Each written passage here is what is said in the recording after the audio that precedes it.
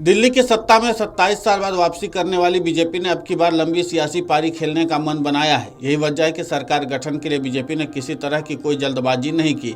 चुनावी नतीजे के बाद 11 दिन तक मंथन चला। उसके बाद मुख्यमंत्री के लिए रेखा गुप्ता के नाम पर मंजूरी के साथ ही मंत्रिमंडल के लिए आधा दर्जन विधायकों के नाम पर फाइनल मुहर लगाई। इस तरह बीजेपी ने रेखा सरकार की कैबिनेट के जरिए अपने कोर वोट बैंक का ख्याल रखा तो जातीय और क्षेत्रीय बैलेंस भी बनाए रखने का मास्टर स्ट्रोक चला है, जिसमें पश्चिमी और बाहरी दिल्ली का दबदबा देखने को मिला है। बीजेपी ने रेखा सरकार के जरिए दिल्ली के सियासी समीकरण को साधने की कवायद की है। रेखा गुप्ता को सीएम बनाकर अपने कोर वोट बैंक वैश्य समाज को अपने साथ साधने की कवायद की तो कैबिनेट के जरिए जाट, सिख, पंजाबी, दलित और पूर्वांचली वोटों के साथ संतुलन बनाने की स्ट्रेटजी बनाई है। इस तरह बीजेपी ने दिल्ली के जातीय समीकरण के साथ साथ पूर्वांचली बैलेंस बनाने की कोशिश की है। इतना ही नहीं, बीजेपी ने केजरीवाल की दिल्ली में सबसे बड़ी ताकत रहे वोट बैंक में सेंधमारी का भी दांव चला है। बीजेपी ने दिल्ली की सत्ता की कमान रेखा गुप्ता को सौंपी है, जो वैश्य समाज से आती हैं। वैश्य समुदाय बीजेपी का कोर वोट बैंक माना जाता है। अरविंद केजरीवाल की सियासी पिच में उतरने के बाद वैश्य समाज का बड़ा सियासी हिस्सा बीजेपी से छिटक गया था। आम आदमी पार्टी के साथ वो चला गया। बीजेपी ने रेखा गुप्ता को सीएम बनाकर केजरीवाल के कोर वोट बैंक माने जाने वाले वैश्य समाज के वोट में सेंधमारी की रणनीति बनाई है। केजरीवाल वैश्य समाज से आते हैं। दिल्ली में वैश्य समाज का वोट करीब 8% है, जो काफी अहम माना जाता है। रेखा गुप्ता के जरिए केजरीवाल के सियासी गणित को बिगाड़ने की स्ट्रेटजी बनाई गई है। बीजेपी की रणनीति एक तरफ वैश्य समुदाय को वोटों को साधने की है तो दूसरी तरफ महिलाओं को भी सियासी संदेश देना चाहती है। दिल्ली में आधी आबादी यानी कि महिलाएं सियासी दलों का खेल बनाने और बिगाड़ने की ताकत रखती हैं। दिल्ली को संवारने का काम महिला नेताओं ने बेहतर तरीके से किया है, चाहे मुगल काल में रजिया सुल्ताना रही हो या फिर शीला दीक्षित हो। इसीलिए बीजेपी ने रेखा गुप्ता को सीएम बनाकर महिला वोट बैंक को सियासी संदेश देने का दांव चला है। बीजेपी ने दिल्ली मंत्रिमंडल के जरिए जाट, पंजाबी और सिख समीकरण बनाने का भी दांव चला है। प्रवेश वर्मा के जरिए जाट वोट बैंक को साधने की स्ट्रेटजी है तो आशीष सूद के जरिए पंजाबी वोटों को सियासी संदेश दिया है। मनजिंदर सिंह सिरसा के जरिए दिल्ली के सिख वोटों को साधने की स्ट्रैटेजी बनाई है। दिल्ली में 8% जाट वोटर हैं तो 15% के करीब पंजाबी वोटर हैं। इसके अलावा 4% सिख वोटर हैं।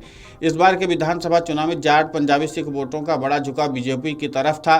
दिल्ली में पंजाबी वोटर बीजेपी का कोर वोट बैंक रहा है, जिसके जरिए जनसंघ के दौर के सियासत में अपना वर्चस्व कायम रखा था।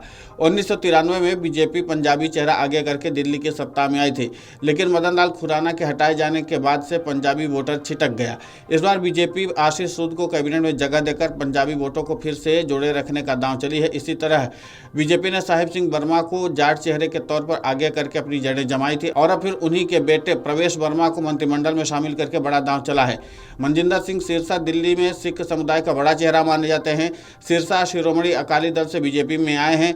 राजौरी गार्डन सीट से सिरसा विधायक बने। इससे पहले दिल्ली गुरुद्वारा कमेटी के अध्यक्ष भी रह चुके हैं। इस तरह से सिख समुदाय के बीच उनकी मजबूत पकड़ मानी जाती है, जिसके चलते बीजेपी उन्हें कैबिनेट में जगह दी। दिल्ली के साथ साथ पंजाब के सिख वोटों को बीजेपी सियासी संदेश देना चाहती है।